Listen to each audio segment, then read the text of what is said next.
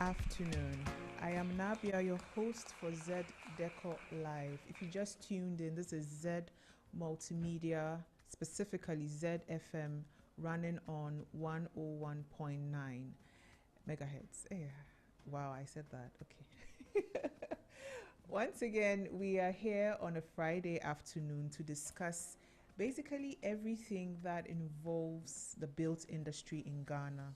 The built industry in Ghana has become very topical because we're paying attention to the kind of houses we live in, we're paying attention to the kind of spaces we lease out, um, those we are renting, those we are entertaining in, those we are hosting in.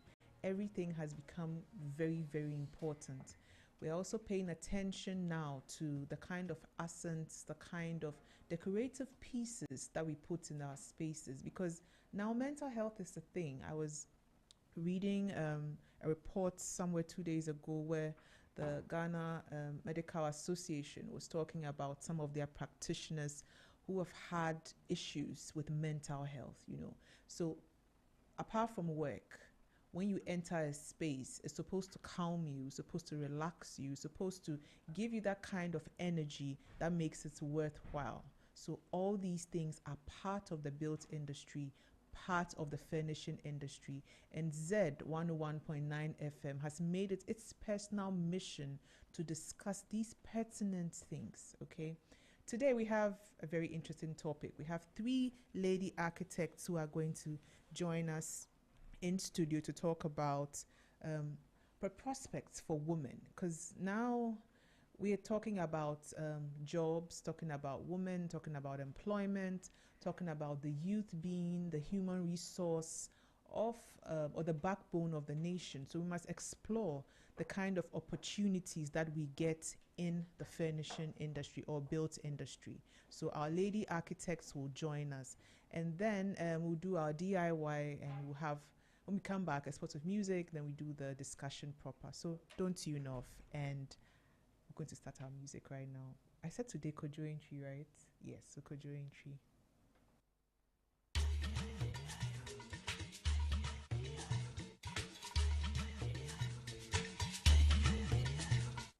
Z 101.9 FM.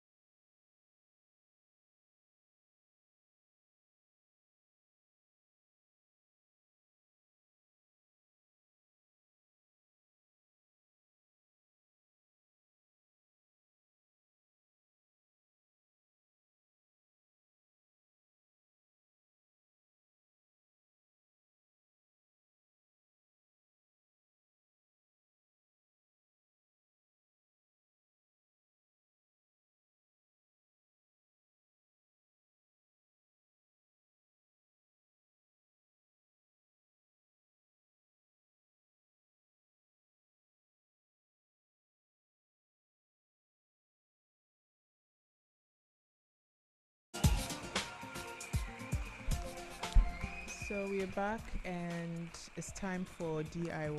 My lady architects are here. I'm so excited. Today is 3 against 1 though.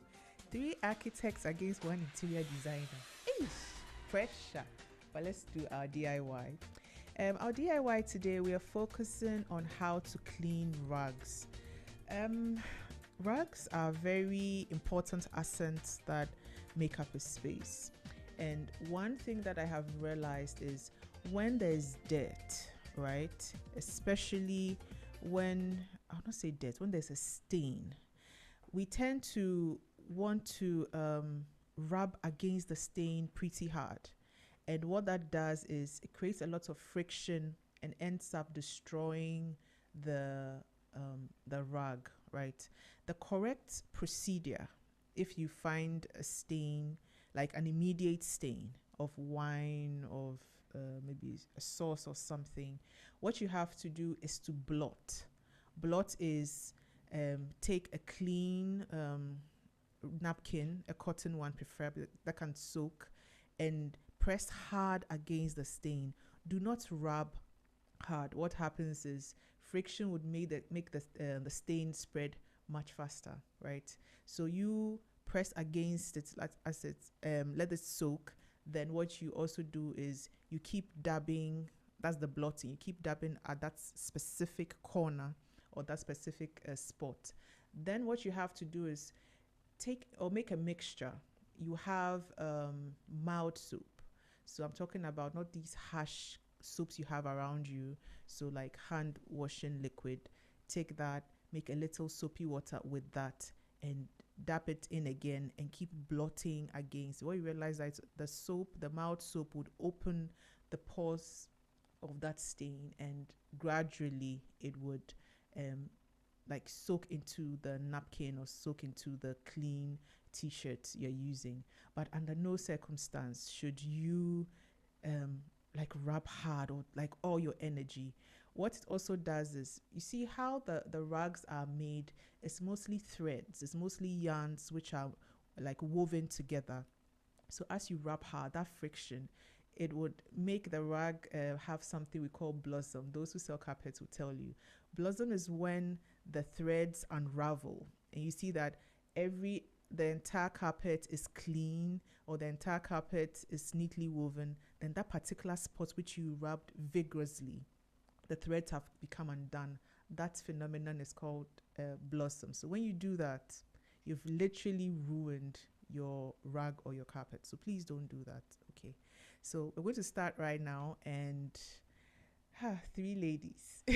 As I said, 3 architects, strong architects. Today, when they beat me, it's your fault. I said interior designers, come and save me. You didn't come, you. Anyway, I'll let them introduce themselves, and I'll ask them to give me under 1 minute each how they relax. I'll let you know. So, my lady in the blue glasses like me. Your name, please. My name is Ruby. Okay. Yeah, I'm an architect with about 15 years experience. 15? Yes. Eesh. Yes, my lady. Yes. So my name is Gifty Angma Banina Akambasi Adivon, an architect. I've been practicing for the past 21 years. I'm 40 years. That's when you started. Let me keep quiet. You want to add something? Oh, please do. Yes. So within the practice, Okay. so I site management, planning, Okay. because I'm also a planner. Okay. You know, so We are mentioning everything. Yes, so that we know that, yes. yeah, so I'm an architect planner. Okay. If I have to summarize that in a listen. Okay. And I'm pursuing my PhD Yes, well. in the same school, K University. I'll come back to you a bit on that. Hi everybody, my Hello. name is Letitia. I'm a Addison. I practice architecture, project management. I'm a social entrepreneur. Okay. I'm an entrepreneur Okay. as well. Okay. I have practiced for maybe 2 decades now, and we are still learning to make it firmer on the field. Okay. My PhD, madam, let me ask a specific. No, don't worry. I'm going to let you relax before I start giving you all the blues. How do you relax? I'm asking how you relax because you see, what has happened over the years is we have this culture in Ghana we have activated called the hustle culture. Yeah. Go, go, go, go, go. So we don't have time to rest, or we think we feel guilty when we have to rest. Okay. So how do you rest? Between Monday to Sunday, what do you do? How is Yes. your typical day like, and how do you rest? So, my typical day, like working days, usually definitely we go to work, and then after work, when I get home and I prepare supper, after that, I watch cartoons. I love that. Did you hear what she said? She watches cartoons. Yes. I love that. I just anything cartoon, I just Yes. watch to relax myself. So I don't think so much. I just laugh, follow Tom and Jerry or those, and just laugh, of it. And whilst you are doing that, your brain too is picking some things in the cartoon. Yes. It Yes. picks some designs. Yes. It's like the way you have been, Yes. the training. Yes. So whilst you are watching with your eye, it picks some things whilst you are watching. You are laughing and, subconsciously you are Yes. picking some Your things mind out of just it. Yeah. opens. So that's how I go about it. My lady, how about you? How do you relax? For me, I go for a walk. Yes, so I go out into nature to just take my mind off everything. And whilst I'm taking the walk, a lot of ideas come. Yes. Yes, so that's how I relax. I go for a walk, see new things, instead of being boxed in a room somewhere. So that's how I relax. Thank you. And why do you think the pressure on us women to go, go, go, go, where do we learn that thing from? It is the times that we find ourselves in, because the social media platforms has brought the world into our palm.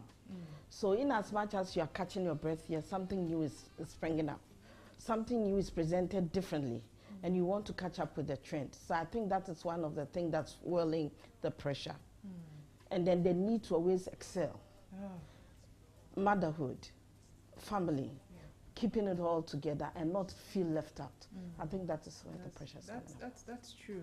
Because one thing I've also realized is we don't even talk about it a lot. We don't talk about I'm tired, I'm burnt out, I'm frustrated. We feel like when we say it, we have failed. So we keep it all in. Or we feel like we tell somebody, you go and tell another person. So we keep it all in. And it's not good. We should stop that. It's not good. When we talk about architecture, over this show from last year has brought in lawyers, male architects, one lady architect, surveyors, what again have we brought? Some artisans, electricians, plumber, and all of that. And they've all said one thing: the building is the most critical thing in the built industry. But they've also said another thing, which in different forms, that we are building wrongly. We're not paying attention to the space. We're not paying attention to the environment around us. How do you, I don't want to ask it that way. When we talk about architecture in Ghana, just give me your broad overview. How do you understand it, please? So, architecture in Ghana is not different from the whole world's perspective architecture. Okay. It's the same. It is the way we go about implementing what is supposed to be done that is different in this country. So, for example, lands that are supposed to be used for cultivating, like we are in a city, the city must have a garden that feeds the city. everywhere is not supposed to be built, especially the infertile lands. When you come to planning, infertile lands are not earmarked for building. But in this country, every land, it's in the books, but every land is being used for building. That is where we have gone wrong in the first place, where we should build. We have gone wrong with that. And then, even going with all that, you know, we those areas too that are wrongly built are for the poor. The poor go there, they get the land cheap, and then they build. So the rich don't even go to where the poor are. So that is where the problem is. And so I will summarize by saying the enforcement of laws that we know, that we have over the years, from Nkrumah's time up to date, even before the white man came, we had rules. In our villages. They were very neat. They were, they knew where to build and where to cultivate. And then fast forward, as we came, the white man came, brought their ideas, and we threw everything away. And we are even refusing to implement them rightly. So that is where we have failed as a country. You know, the culture shock for me, or the shock for me was when I left my parents. So my parents lived on campus for a very long time. Actually, I was born on University of Ghana campus. Okay. So I was used to, if you go to Little Legon, that's where we lived. We're at number 43 Little Legon. You see how the houses are, the windows. You see the land around it, the intentional trees. At 22 years, when I had to move out and come into the real world, quote unquote, I was shocked. Because I'm looking for a place to rent, and I'm like, where are the windows? Why is there no backyard? Where am I going to put the drying line? Where is the gutter? Like, what's this? There's no place to walk. There's this big runabout in Lagos. We walk around it when we are tired. We have this big bonfire during Christmas. I'm like, I can't walk around. The cars, the noise, what is going on? Do you think we should break the city down? I've asked every guest who has come here, do you think we should redo the city? Like the capital city? What do you think? Because I've given up. I think we should brave it and just have we should call everybody, have a national seminar and say, you know what, the city is choked, or our capital city is literally not working. Let's all have a come to Jesus moment and say that, you know what, let's push the city out. Because what you're saying, where are the gardens? Where are the parks? Where is all of that? What do you think? I think it's all about psychological reframing, changing our minds. It's about thinking about everyone, not just ourselves. Because the problems we are having is as a result of people just thinking about what they can gain, or how they can save money, how they can save land, it's all about me. So if someone is doing something that in the end will affect all of us, we think I will benefit, so I don't care about the next person. So it's about changing our mindsets and thinking about everyone as a community. What I'm doing right now, what if my sister finds herself in this part of the town or city? What will happen to her?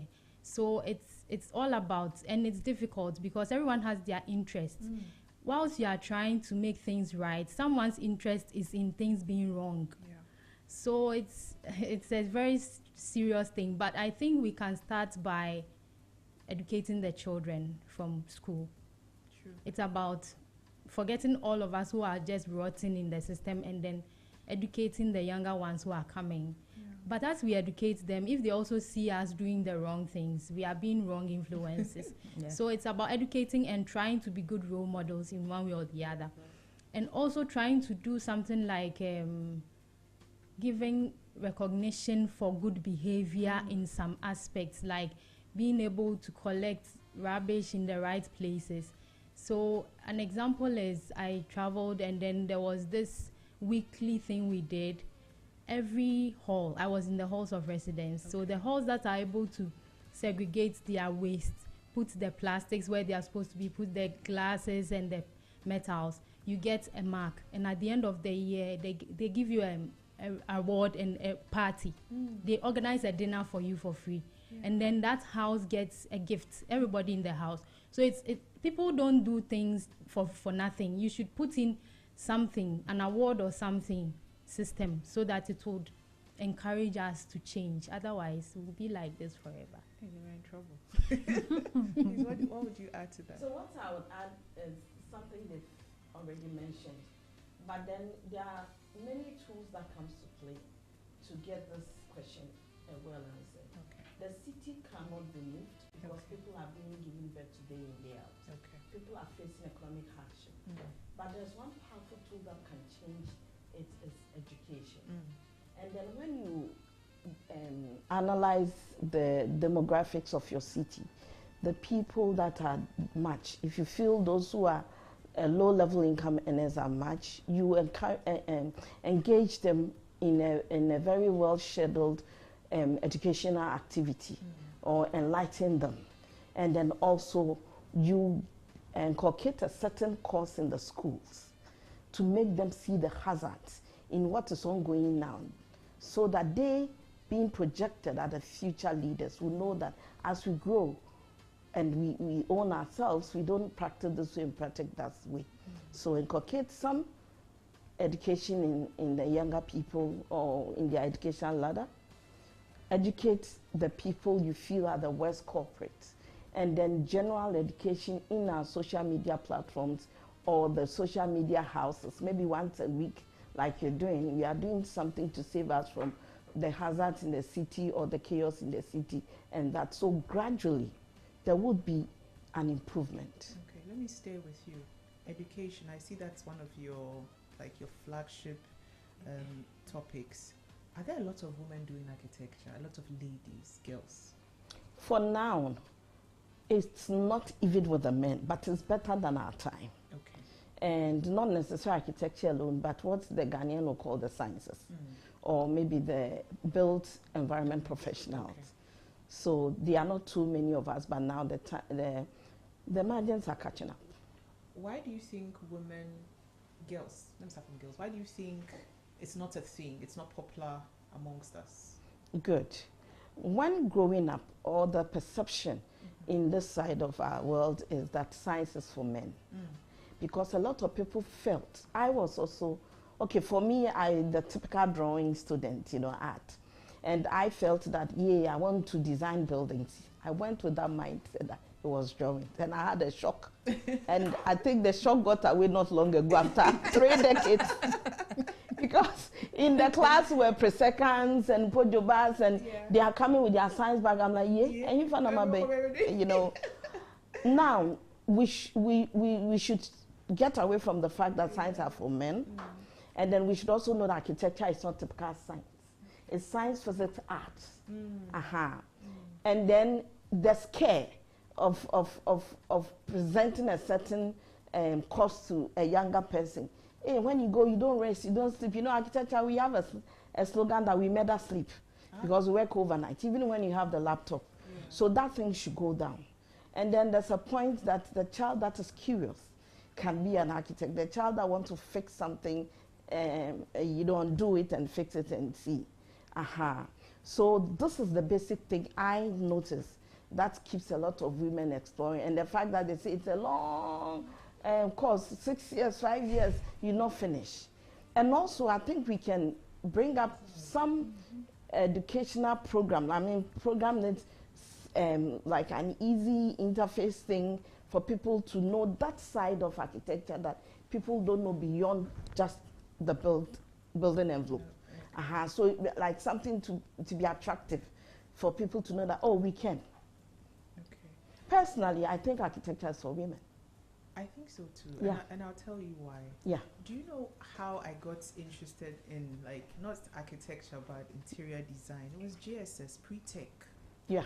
My pre-tech teacher, Mr. Poku, the whole idea of your drawing board, the paper, the clips, then he'll tell you, draw a tendon joint, draw a mortise joint, draw this. Let it be like that. You have to sharpen your pencil Yes. a particular way. It has to be a particular pencil. Yes. And, Yeah. and if you don't know, and you don't know, the way he will knock you. But it was good because you're anticipating Friday. Mm-hmm. I don't see the drawing boards anymore. Yeah. Or it is me. Isn't that one of the sure ways of, because I remember there was this guy who was very good, Andrew Akafo. He's even an eye doctor right now. Elikem was very, very good. But we had Selassie, a girl. Selassie was brilliant. She's a medical doctor, you know. And it was the girls, like, I think I was like 7th in like the top 10. But it was Andrew, Selassie, Anita, Ichan. Like, that's the list. Only Elikem, the guy, was at the top. And we were all following him. I don't see the drawing boards anymore. Isn't that one thing that we have also lost? Like GSS. That was the time. I think JSS still Yes. has the drawing board Okay. for printed. Okay. I think they've given it a new name. What Is it Design learning or something, Oh, something like that. You know, they keep on changing, so you can't keep the track. But they've added new things and to it, dimensions yeah. to it. One interesting thing is the drawing board still exists. For Okay. those of us that were trained that way, because the two of us went to the university in the late 90s, and that's where we're introduced to the drawing board. To some of us, it's even the quick way to get your conceptuals, the quick way to quickly sketch something to present. There is the apps, there is the laptops and all that. But if you went to that rudimental way, you would see that the drawing board is rather a quick to go. So there are some people that still have that. You know, ours is like on a table sort of a special way. So there are many people that have it by their side. Okay. Yeah, and at the university first year, they still use drawing board. Okay. You have to start with the drawing board to get the rudiments of your hand, you know, and because it's like art and science, as my colleague said, you are coming from different backgrounds, and some cannot even draw. Like when I'm not from an arts background, so when I got to school and they were saying there's this I just study. Yeah. We have a popular, you know, I just study for first years, and we went there and they said anything you see draw. I didn't even know the base. So everything that I was drawing, like we're floating. They didn't have, you know. You know, so it's an interesting journey to start with a drawing board. Yeah. To start with it, but it's there. But after first year, even part of, I'm sure first semester something, they will just be incorporating the laptops, the softwares, and then they go away with it, and they never go back to it. Yeah. And now there are even new tabs that you just put your hand and you're drawing and all that. But it is still good to be able to sketch things, because practically when you go to site and you have to instruct somebody, you will have to draw. You cannot go to your whatever. You can sketch it. How are you printing it at that instant? Yes. How are you transferring that? Yes. You know, even when you transfer it onto their phone. It's not all the artisans who have even phones that They you don't can. really understand They what don't you're understand what you're. Sometimes practically you have to even go and hold the thing, show them the dimensions, Yes. the angles, and all that.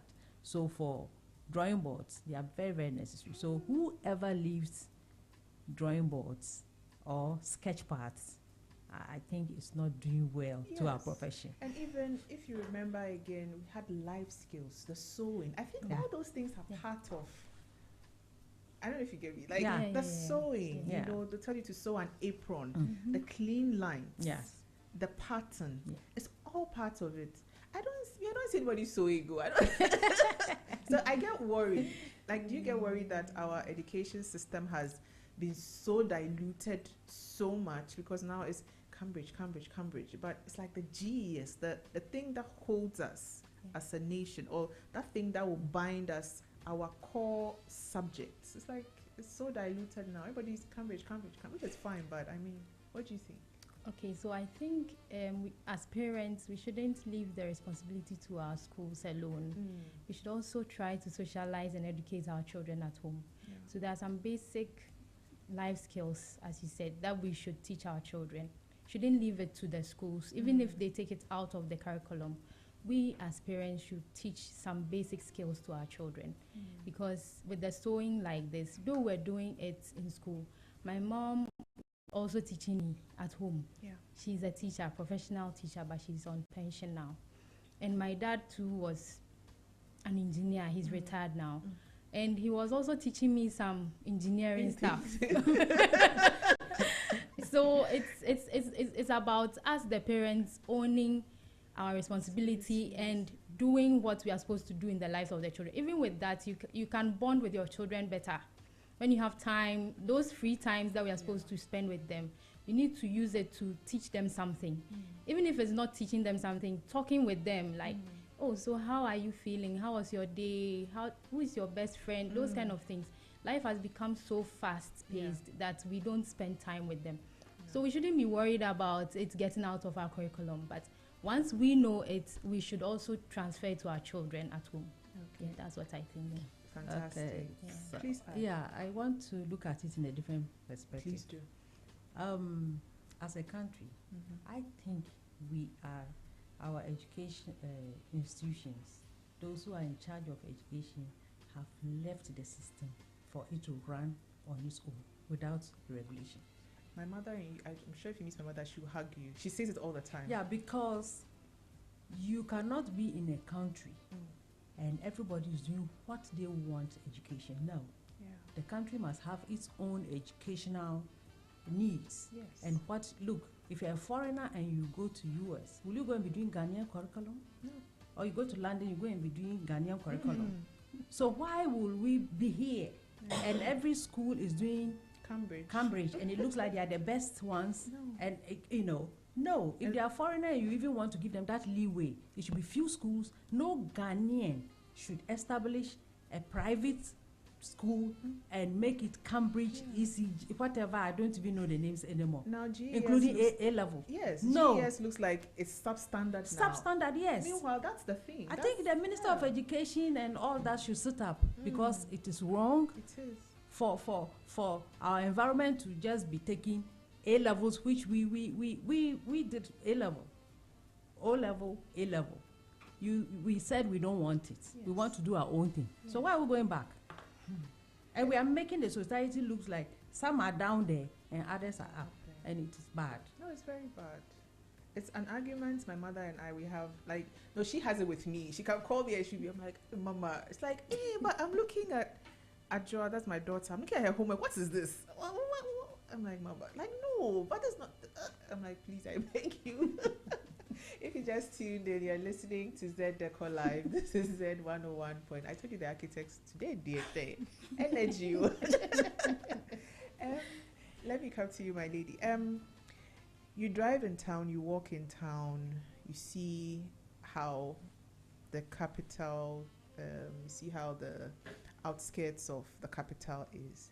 When you look at the buildings, when I look at the buildings, I itch because I see crooked buildings all over. The buildings are crooked, but this is me, interior designer talking. What do you feel when you see the buildings? We are not far-fetched from the truth, because the people that need to enforce the building No, please go ahead. the people that need to enforce the building regulations are lax. That is number one. Number two, they are building that springs up, and the government doesn't know about it. They are also competing in the system a lot. And then I go back to education. There should be a basic education. When you are taking somebody's project as an architect, and you tell me that you need to leave this X distance from the end of your land to your fence wall because of maybe A, in future expansion of the road, or B, you can even do the green grass thing to act as the ground of water break. Yeah. They feel you are taking some, architects, what you are saying now is space. Yeah. So if there's that basic knowledge that we can build on this angle and the whole building should go this way, will be good. And then one thing about the city is that we have these shops. That is also taking up most of the spaces. Today it's a residential facility. Tomorrow he or she breaks one part and erect the shops. There should be a strong rule, regulation, education discussion on why the shops should have a specific way for the elevations or the frontage or the facade. And even more, it's not every area that can be used as shops. Yeah. Because if you are staying today, tomorrow you go, it's converted into a church and all that. The city, a lot of the places, I wouldn't say all the places, because I live in this Legon and you have 9 places. But most of the places that takes the large chunk of the population to, commune is nasty, is ugly, and sad. And let me stay with you. Is it that when this flooding thing happened there, I realized one thing. I don't know if it was, I'm sure you've realized even way more than I have. I realized that the agencies are not speaking to each other. When I say speaking, they're not working together. Housing, roads, just these two. Because what they do is so critical, works and housing and roads is so critical, but it looks like roads, because there's a thing about silt. When silt has somehow managed to enter homes, silt naturally will come from the construction bit. And when they talk to, I've forgotten who, I don't think I have his permission to mention his name, but he was like, it's not their responsibility, it's under one of the agencies under. And I start back and I'm like, so we see people driving around town, stop work, illegal, this, that. But beyond that, I don't think they've sat down to say that, okay, you know what, this is what it is. What is their problem? Don't we have enough technocrats sitting there? What is the thing? Okay, so let's go back to the educational Please go back. Structure you told us, you mentioned. What is the view of such subjects when the person is like a teenager? Does he know that as he's growing up, this is the basic way buildings should go, roads should go, so we should start educating from there. If our educational curriculum is structured such a way that every JHS student has a basic idea of planning, proper town planning, it will help. Secondly, those agencies, one of my ladies mentioned interest. Yes. When somebody's area is being encroached upon or destroyed, there is somebody's interest. So that one is so I don't want to use the word I want to use, heavy. It's a sensitive area. To get these people together. But if you start from the roots, when somebody finishes GSS, he has a fair idea of how we should run the city. The person gets to SS before they get to the university. And back to this waste thing and all we are crying out today, if you train them that way, they would be each other's keeper. Now, there are certain rules and regulations that we need to go visit. They exist, but who to enforce them? It's not as if these agencies you are mentioning don't have rules, don't have regulations, or don't have sanctions to give to people that trespass. But who goes around today on foot to check where what is wrong? And the ordinary person that has sweated to find a land to build, to tell him or her that break down your land or break down your building because this and that. If she had foreknowledge, a little knowledge about those things, they know that when you finish my design, let me go here and to ask them come and see if I can build here. So I think everything boils down to education. When the people are well educated, there will be a change, a real culture shift. Because when I know that when I pee here, I'll be arrested, I'm no longer since childhood. Yes, I will do it. Now that the problem has come, we have talked a lot. What's next? Let's get people educated, and they will do the work better than even the authorities. My lady, people always say that architects especially, your heads are always down staring at your drawings, so you never come out to come and educate anybody. So they are blaming you people as well. That you people, when they say come out, you won't come. When they say come and say something, you won't come. We only hear you people when it's time for architectural week. Then you come and do conference from Monday to Saturday. Then you put your head down again till the next year. Please. Because they say if you come in, you are the ones designing the city. Yeah. As in, you're literally giving the drawings to people. Yeah. You know, from all, how many regions do we have? We have the, But I have 16. so 16 regions. Architects 16 are capitals. flying drawings all over. But when they say come and talk, then you people are like this, I won't come. So please, why? Yeah. What's that? What's the perception? Oh, okay. I wouldn't say we don't come out to talk. I wouldn't say that. But we have a way. We talk to people. Okay. We talk, but maybe it is not on the media, like the traditional media, but we talk to people because we meet clients every day. And through us, we are able to talk to clients, like give them advice as to what to do. And we really save most of them. Sometimes where they are buying the land or they've bought the land, you tell them the realities.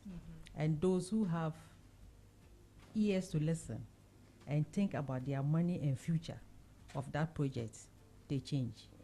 But the difficult and the adamant ones face the problems that came with the floods. Okay. But so we talk to people. Okay.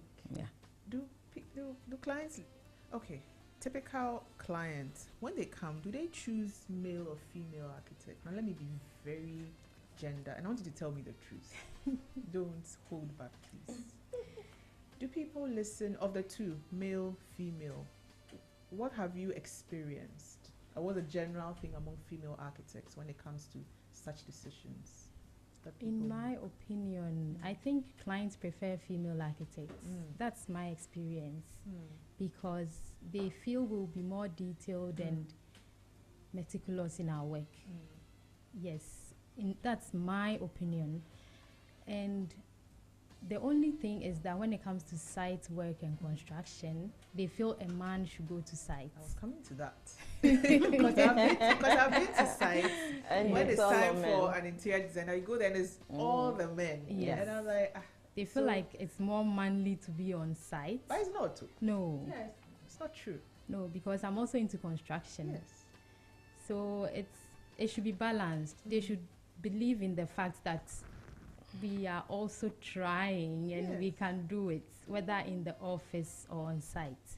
But in my experience, clients prefer women because we are more emotional. Let me use that Yes, word. and Yeah. we're attached to the spaces. Yes.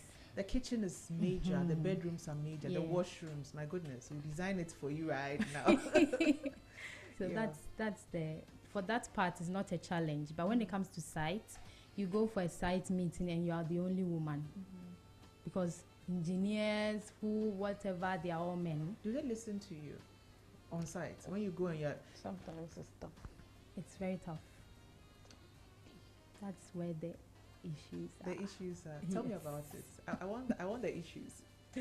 Okay, actually, I think they have and that's what I think. It might not be true, but they feel like you're a woman. What do you know about the work? This is how we do it. So why are you telling me to do it this way? So unless you position yourself in a way that makes them know that you know your job, you know your trade, you are a master of what you do, they will not take you seriously. So it's about how you position yourself, how you present yourself, how serious you are with your work, how firm you are. You don't say something and come and see something else and you compromise with it. You make sure that they see that you are firm with your work, though you are a mother, sort of, to them. So it's about how you present yourself to them. That's how they will take you seriously. Yes. But it's not easy as a woman to be on site. Your thoughts, please. Okay. So what I will add to it is that most people associate certain professions to the male attitude, the deep voice, the straight type person, the long sleeve, and this is what we are envisaging as our boss. Not the feminine soft touch with the curvaceous body, and you come and talk in a soft. So they want us to always double proof our worth. That is where presence come in. You have to master the act of being present when you are there. Look at some of us, very short. I once stayed on campus as well and worked with the public care department for around your area. I lived around your area for 4 years. Now, when we go on site, I always have a hierarchy of bosses. So they tag me along. There are times they surprise you. My boss is surprised you chair the meeting. And you have what you call it, contractors that have made headlines. We have foreign contractors and all that. How do you control the crowd? How do you speak to the issue and get the needed corrections? So it's always like you have to always prove yourself. And that is some of the things that wear and tear some people, some lady architects. And then secondly, there's a deficit, like we emphasize, and more people don't get to see the lady architect. And more people associate feminine attitude, which are not so pleasant, with the lady architect, like the lady boss. Or maybe she'll be a litigant, or maybe she'll be snobbish, or maybe she'll be that. Who taught them that thing? It's so annoying. That, like, so I don't want to, brand the society. We want to see positive things. I always say we are growing. So what I'll tell my lady architect is work on your presence and make sure you know what you're going to do. Don't go there to juggle everything. When you know your fault is staircase and then maybe columns, go and talk to that. Consult, and then you can get your way through to get a beautiful team. How do we build teams when it comes to site work? How as women, what do you think is our what because you see we go in very defensive already, because we are going in, we already know that we have to go and deal with some men who have already tagged us something. So, and it happens to me. I mean, because already I'm waiting and I'm angry because how do we build? Someone advise me. How do we build the teams, knowing this is? And I'm asking you specifically because I always say if the architect doesn't design the building, all of us we can't come in and work into the building. So you have the vision, you have the foresight, you know how you want this thing to look like. But you see, you also rally us behind. There's a way you people do it. How do we do it? Yes, so building up a project team, you always look at the background of the people and the experiences they have had. So that is where you ask for the portfolios, like where you have worked. They will have to show you that if you really don't even know them, they will have to show you a portfolio, their portfolios. Then you know where they have worked. Definitely, you cannot lie if you have not designed and you say you did. And the project teams are always there. If you want to find out, you know. So you get that. So for that, it means that you've gotten a team that know what they're about. That's one. And then you have to respect their roles. Even as a leader, an architect, by virtue of our training, we know every little thing about everything in the environment that we do. Everything about it we know. We have some knowledge, but you allow them to take their roles whilst you are supervising, coordinating, having patience. Even if they are stepping out of the line, you don't go in the mix of the people, especially the workers, those the laborers, the masons, the what, You should know when to talk. You just don't go there and start shouting. We are wrong, and this you didn't do this, and you didn't do that. You put them off. Even if they know they will sabotage you. Yes, for Ghanaian workers. They will sabotage you. So if you, it's like in Chi, they will say, so when you do that, he knows. Boss, when you go out there and you are doing wrong things, he will deal with you, and you will feel it. You get so, and then you should have some empathy too. As human beings, some may be lying, but some their It's a stories are genuine true. thing, They have yeah. genuine, they have families, they have issues, they have emergencies and all that. You should have that empathy so that when things like that happen, you have a standby to stand in. You just don't sack the person, until it becomes a habitual something. Then you can take that decision. At least everybody knows and your God knows. Your conscience too will judge you well. So for teams, you have to have patience, have empathy, watch, listen, read, because they will bring you reports. You have to read so that when you have a team meeting, you'll be able to, say the issues, that's how they are and where the project is up to and the timelines and what you want them to achieve at the end. At least if you go about this way, you achieve results. Okay. My lady, before I come to, and I'm sure there's an association of lady architects, and we'll come to that discussion, but I want to ask something. Most projects that happen in Ghana, I don't see that, like the fine, fancy ones, the big, nice, fancy buildings, Ringway all the way going down to Ministries. As a monk come home, and I'm a boy. Ghana for one come home. Ghana architect. I don't get the question. The Ghanaian architect or the women architect? No, Ghanaian architects. Okay. Like you the think so? Oh, when you see the, how do you call that thing? When the building is starting, you see the Flags. The skyscrapers that we have around ours. No, and But I beg to differ. The board. the board. Yes, and the project the board. project board. Yes. Eh, Okay. Asamudi, Okay, let her land, then I'll And come I'm in. a No, there's always a part of the team. Okay. We are not totally out. Sir. Okay. So, please. Me, I don't see your So names. what's the question? The question is, I don't see Ghanaian firms. I see foreign firms, which is not bad. I mean, but I'm just saying, is it that they are taking their jobs away from us?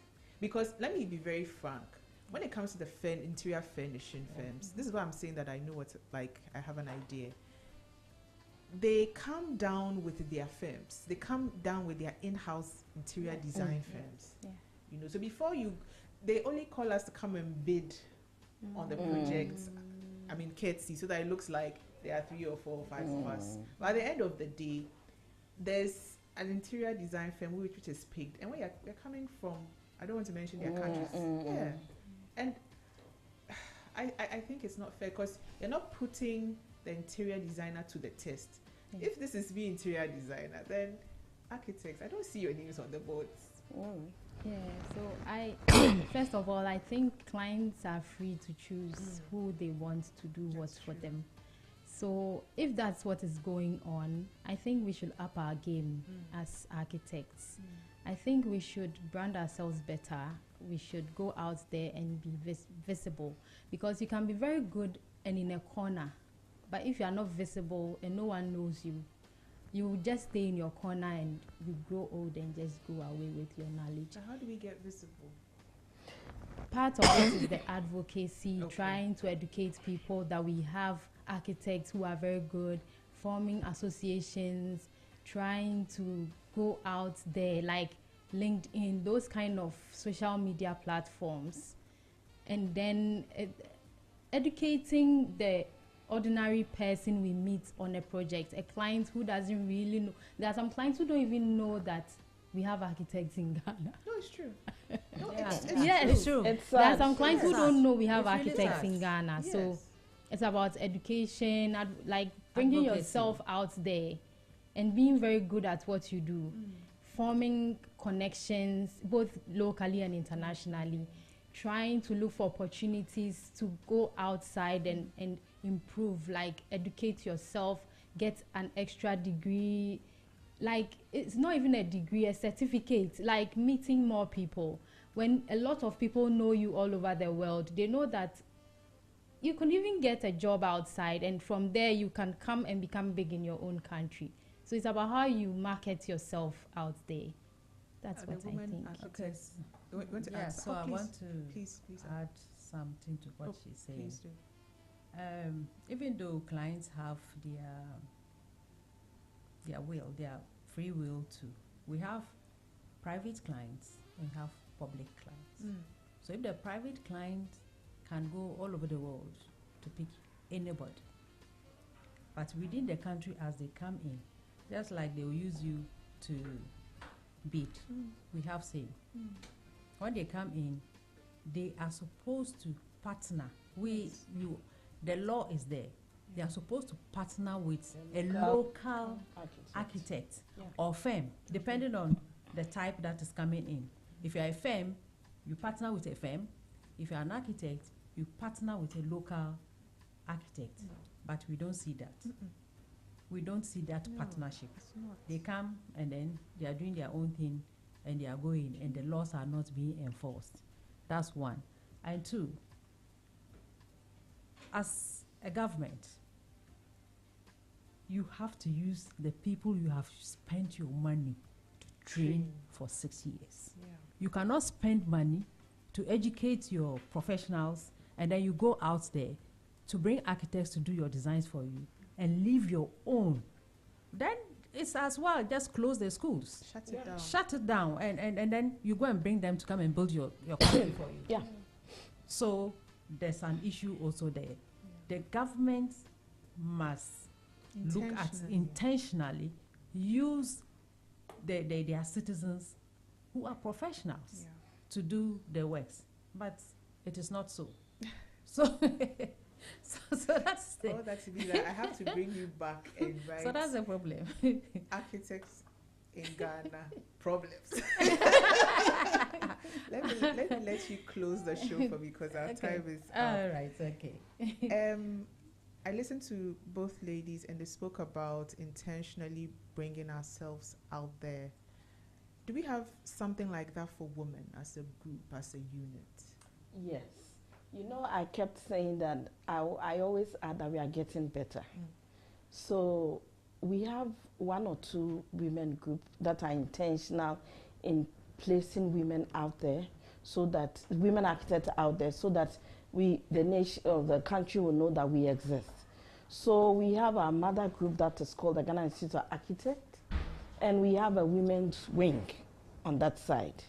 And then for private, we can talk about one that we all belong to. That is called Women in Architecture Ghana Club. Okay. And the motive is to make people know that the women architect exists. We are multifaceted, and then we are willing to also commit, educate, and also create mentorship opportunities. Because all these things that we've talked about, if we want to really put on education that we talked about, we need to also allow the young people to mentor us and put us there. We are not submerged, women architects or even architects in general in Ghana. We are not being submerged by the foreign architects. Maybe they would advertise more or they will use the social media more. But there's progress and we are grabbing every opportunity. All right. So as you heard, there's a whole group out there that is intentionally promoting women.